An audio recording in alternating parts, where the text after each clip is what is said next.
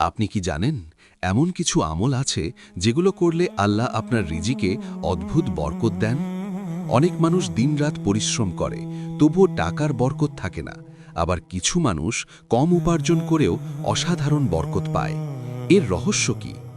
কুরআন ও হাদিসে এমন 4টি আমল বলা হয়েছে যেগুলো করলে আল্লাহ আপনার রিজিক বৃদ্ধি করে দেন। আজকের ভিডিওতে আমরা জানব রিজিক বাড়ানোর সেই 4টি গোপন আমল।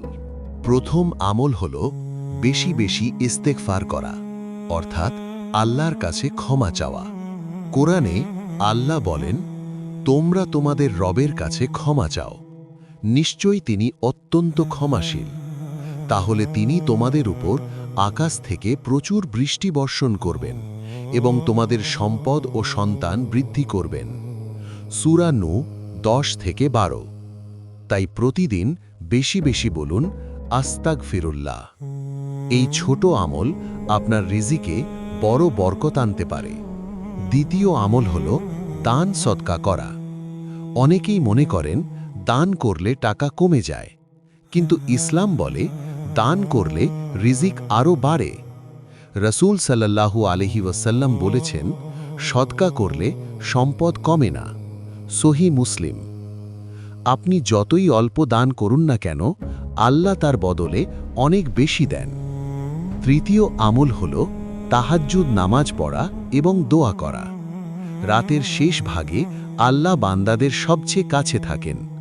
হাদিসে এসেছে, আল্লাহ তখন বলেন, কে আছে যে আমাকে ডাকবে? আমি তার দোয়া কবুল করব। সহিহ বুখারী। তাই যদি জীবনের রিজিকের সমস্যা থাকে, তাহলে মাঝে মাঝে হলেও রাতের শেষ ভাগে উঠে দোয়া করুন। চতুর্থ আমল হল আত্মীয়তার সম্পর্ক ঠিক রাখা। রাসূল সাল্লাল্লাহু আলাইহি ওয়াসাল্লাম বলেছেন, যে ব্যক্তি চায় তার রিজিক বৃদ্ধি হোক এবং তার জীবন দীর্ঘ হোক, সে যেন আত্মীয়তার সম্পর্ক বজায় রাখে। সহিহ বুখারী। আজ আমরা অনেকেই আত্মীয়দের সাথে সম্পর্ক নষ্ট করে ফেলি, কিন্তু মনে রাখবেন, এই সম্পর্ক ঠিক রাখলে আল্লাহ রিজিকে বরকত দেন।